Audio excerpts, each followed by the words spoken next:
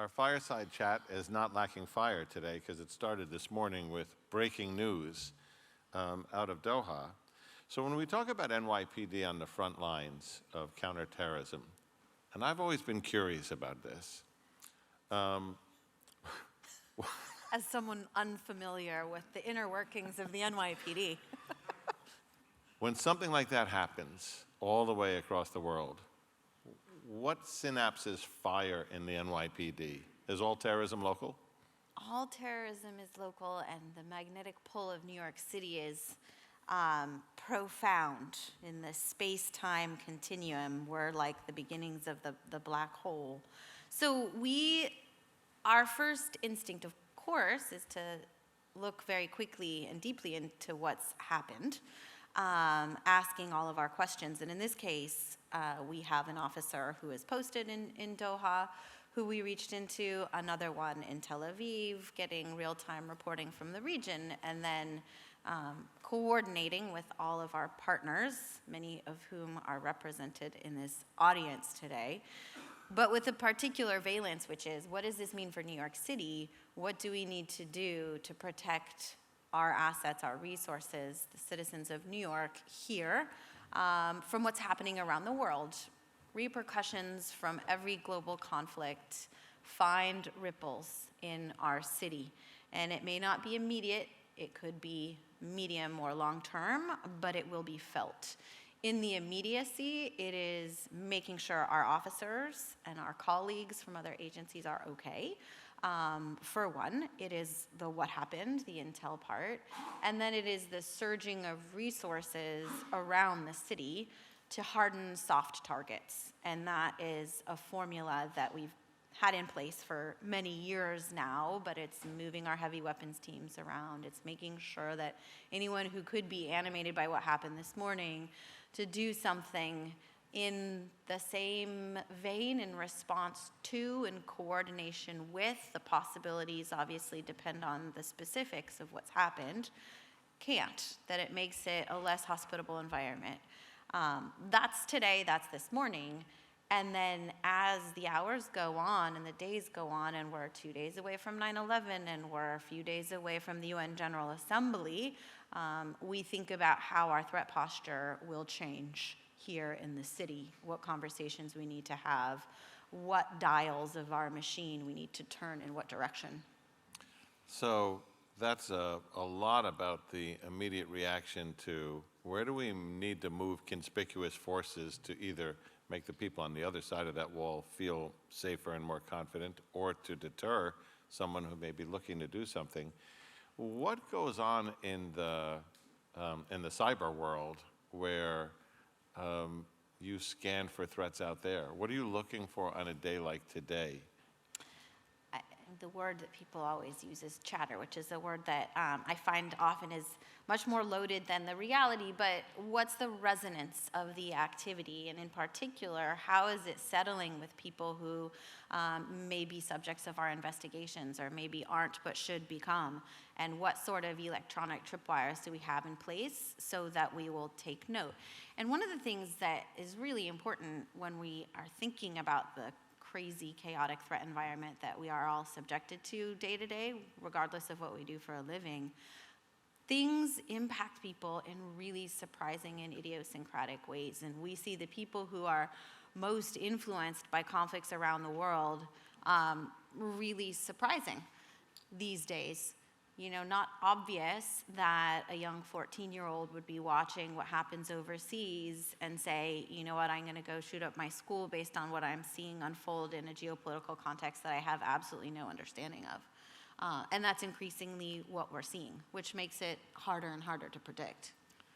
How much and why is an increasing number of the counterterrorism subjects emerging as willing, intelligently able, capable of planning, and 14 years old? I mean, so I can't see very well because of the blinding lights, but we've been taking this poll at conferences for the last few months. How many people, and we talked about it a bit actually last year at this time, have heard of the COM and 764 and nihilistic violent extremism? Yeah, good. A lot of people. There's still some who haven't, and that we're going to change. I mean, I think the short answer to your question is this thing, and the gaming platforms and the devices and the technology that has sort of seeped into the minds of our children in ways that I sound like a Luddite, but I am deeply uncomfortable with.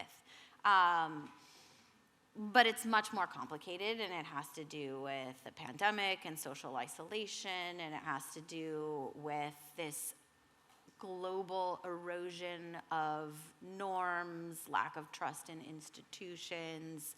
I mean, really important tectonic shifts in the way we exist in 2025.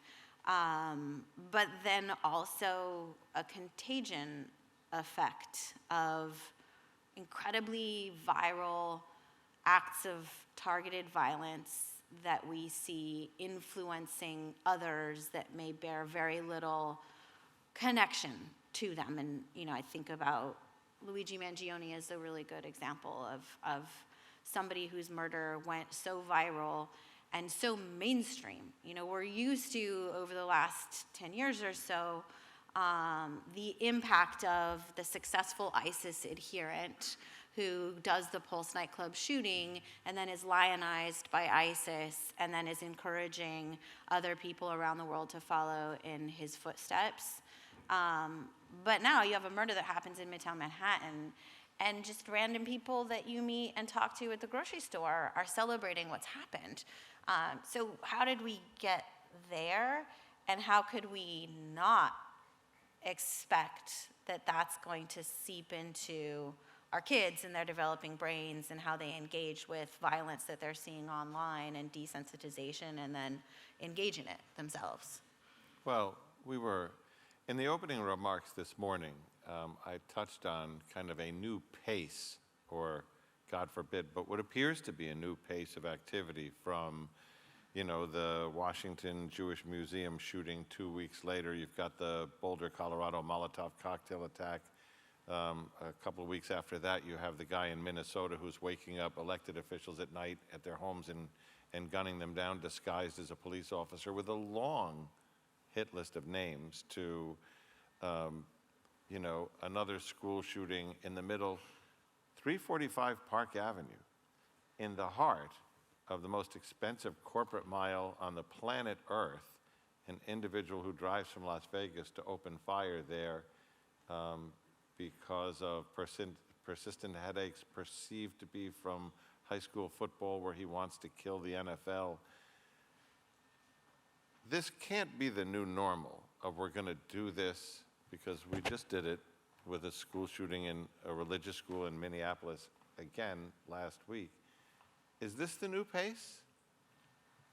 This is the new pace. You left out the war in Iran, this targeted strikes, the riots in LA, ambush attacks on a CBP facility in Texas, another ambush attack on firefighters in Coeur d'Alene, the CDC shooting in Atlanta. Like, that's just this summer. I think it is, unfortunately, the new normal until things calm down. And when will they calm down, and why? And do we have any sense that that's the trajectory that they are going in? If you look back over the last 9 months alone, on New Year's Day, we all woke up. Well, some of us had hardly gone to sleep, and we were here, and we were doing our New Year's Eve, the Super Bowl of our counterterrorism. And UNGA is also the Super Bowl. And I've said this story before, but I turned to my chief of counterterrorism. It was like 1:30 in the morning, and I said, great work. And he said, no, not yet. It's all about the post game.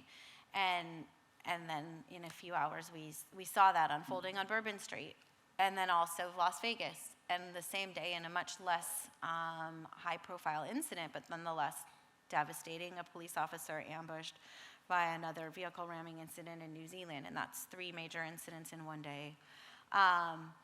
I think that the threat is so dispersed, and it is so unmoored from structure, organizing principle, command and control, even ideology, that it is now moving at the speed of social media. And what does that mean for us? I think one of the things that we've been doing is taking a step back and asking ourselves, what is terrorism these days?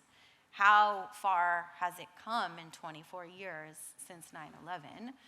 We are still dealing with the Moscow attack, the directed, organized, classic terrorism case, the homegrown violent extremist attack on New Year's Day in New Orleans. But Mangione versus Jabbar, whose resonance, whose impact has been greater, arguably it would be the assassination of a healthcare CEO in Midtown Manhattan. And the reason that we think about terrorism and that we resource terrorism differently is because of its outsized impact. Well, now you have targeted violence having the same kind of outsized impact, again, unmoored from ideology, more taking on the aspect of influencer culture. And so what does that mean for all of us doing this work? How do you create the tripwires that will prevent those things from happening the way we did quite effectively since 9/11? And how do we think about the kinds of resources that you need to fight these kinds of threats from materializing in our streets? So you use the R word there.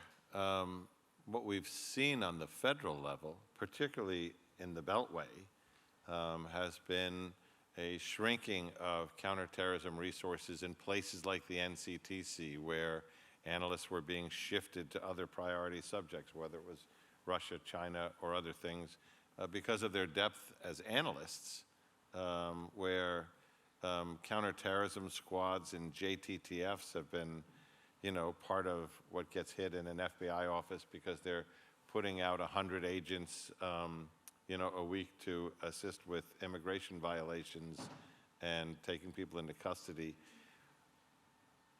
In NYPD, do you feel that?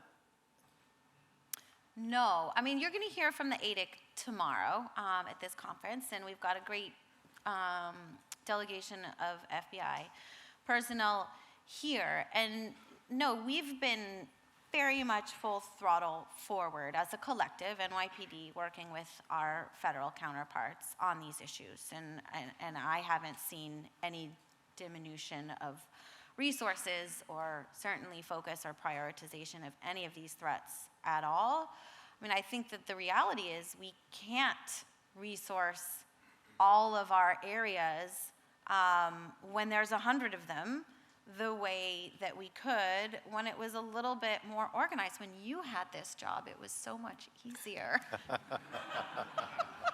Well, you just don't understand my plight.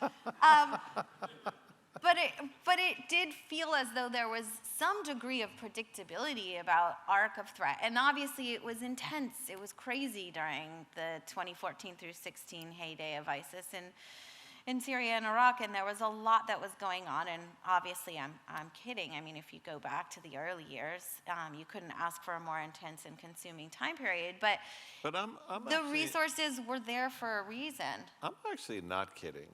Your job is, first of all, our definition of terrorism at its simplest is someone who uses fear, the threat of violence, or actual violence to influence or change social or political outcomes.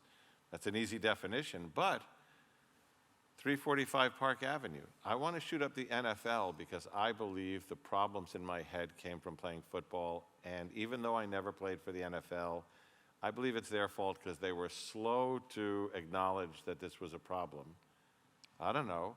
Right. Shooting up the place and killing everybody he could before he was stopped or stopped himself to change, to have a social outcome sounds like terrorism. Mm-hmm. Luigi Mangione, I'm going to kill the head of the third largest company in the United States because it's the biggest healthcare company, because by the way, as Luigi Mangione, I had insurance, my bills got paid, I had surgeries, they were painful, but it got me mad at the healthcare industry.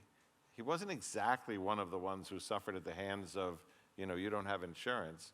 Is that terrorism? Right. Have the actors shifted the definition of terrorism? Has terrorism as a terrible function become more democratized and more available? Because you do have a more complicated threat landscape than I did. Am I terrorists? We're all terrorists. They were.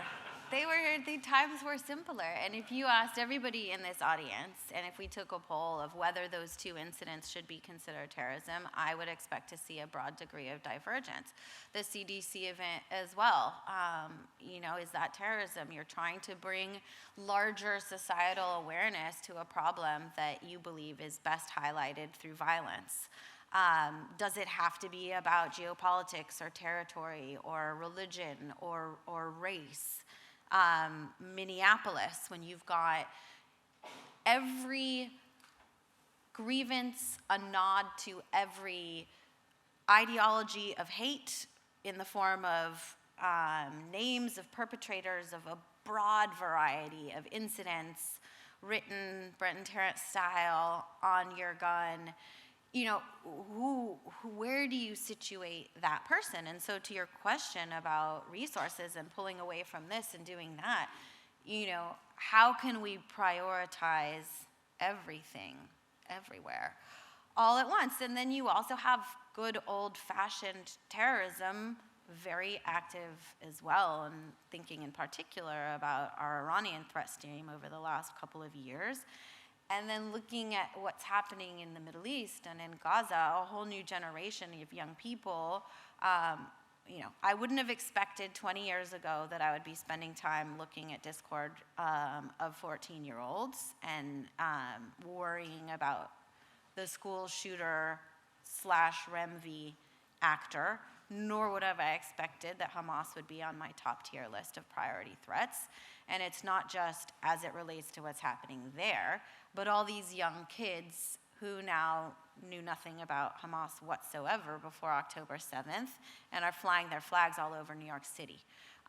So we are in a very different place, and what it's requiring of us is a degree of dexterity, of flexibility, of adroitness, and of delegating our authority as thought leaders in this space, as experts in this space, to everyone who's in the room and everyone who might be listening, who all are just as likely to see and encounter the next Shane Tamura or Luigi Mangione as the NYPD or the FBI or any of our federal agencies. So you started off today's discussion with something that is truly unique to the NYPD, which is when this event occurred in Doha, Qatar today, what's the first thing you did? And, the first thing you did was scramble the forces on the ground here to the right places and spaces. But the second thing was I called our detective in Doha and I called our detective in Tel Aviv, which would add to your detective in London, in Colombia, in Jordan, in so many places. It's been controversial in the beginning as to who represents the United States in that country to local law enforcement. And yet, that seems to have settled over time at a different comfort level with FBI and other agency counterparts. How is it still serving the NYPD as the program has grown? I think it serves us more and more every day. And it's not just the overseas piece, it's the across the country piece. I think When we talked about deploying detectives to exotic places where they spoke different languages, California did come to mind. And we do have a guy in LA. Maybe it'll be its own country one of these days. It is an incredible force multiplier. But beyond that, I think, this industry, for anyone who's spent any time in it, is so driven by relationships and being able to pick up the phone, as we did from Park Avenue a few weeks ago and call over to Las Vegas and say, what are you seeing? What should we know? How can we help you? How can you help us? All of that is built off of years of repping together. And that's state to local to federal to international. That is private sector. But I think as the environment has changed and the ecosystem has become so complicated, there can't be enough partners who are helping each other out. And the rice bowling of years past is really not a thing anymore. Thank goodness, because we couldn't do what we need to do if it were. It's threat awareness in real time, and of course there's a lot of ways that you do that now in the era of social media, but you were just doing a panel at a different conference on the impact of AI in the media sphere, and on the one hand, technology has supplanted the warning that was the bread and butter of law enforcement and intelligence agencies. On the other hand, the amount of fake news that is out there, and AI generated or bad person generated, what have you, incredibly important to verify what we're hearing. The amount of wrong information that we're getting in the immediate minutes after something happens is just a tsunami. And so how are you going to be trying to swim to the top of it and get a sense of what's real and what's not? So you have very few gaps in those immediate minutes. Everything is being filled, but most of it is being filled with inaccuracies, and therefore having the networks and the people and the trusted counterparts in place is almost more important than ever. I think there's a certain numbness that you get in the breaking news of the breaking news, and is this real or is it not? The ability to very quickly verify is more important. And let's flip that. How are the terrorist organizations, the propagandists, using AI to their advantage? Just the way all of us are here. And I think we expected what is now happening to happen a bit sooner, which is all the ways in which efficiencies are gained in a business where there's a real risk to putting yourself out there to proclaim the success of your terrorist attack. The risk being that your days may be numbered, is now obviated by having an avatar that's AI generated talking about the Crocus City attack, very different from what we saw in Paris in the aftermath of the Bataclan, right, when you had actual ISIS members putting out all of that propaganda. So it's much easier to do it at scale and at cost and in real time. But I think the real problem that we're contending with is the radicalizing impact of the way people engage with a humanoid chatbot. And we're starting to see examples of murders and suicides and asocial violent behavior that is a result of that interaction. And then there's, of course, the more conventional AI tells you better than Google does how to make a bomb. So the transformational impact that it's having on every industry, it's also occurring in the context of terrorism. And then I guess our job is to make sure that we are also achieving some of the virtues of this revolutionary technology and not just contending with all of its downsides, which is where I see things. Well, it's just fascinating to think that for all the work, that the intelligence community put into Anwar al-Awlaki, who was, a one-man radicalizer in a global sense, to the incredible work the NYPD did on Sheikh Faisal, who was doing the same thing out of Jamaica, to the great work that NYPD did with the Royal Canadian Mounted Police, Scotland Yard, and everybody on Adnan Chowdhury.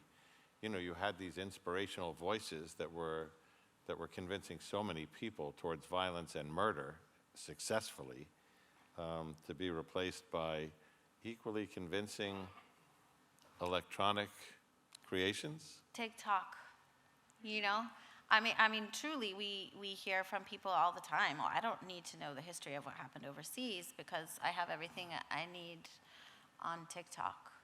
Well, so we don't need influences like that anymore. We have it all in our phones. It's quite amazing.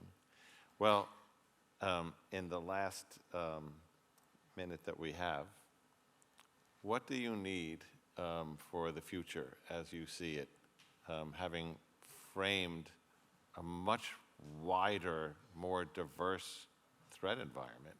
We need young people to come do this work, and to not be discouraged by pace or gravity of threat or any of the things that make people cynical. But we need people to come join the NYPD, join the FBI, join the CIA, do this work, because this work saves people's lives. And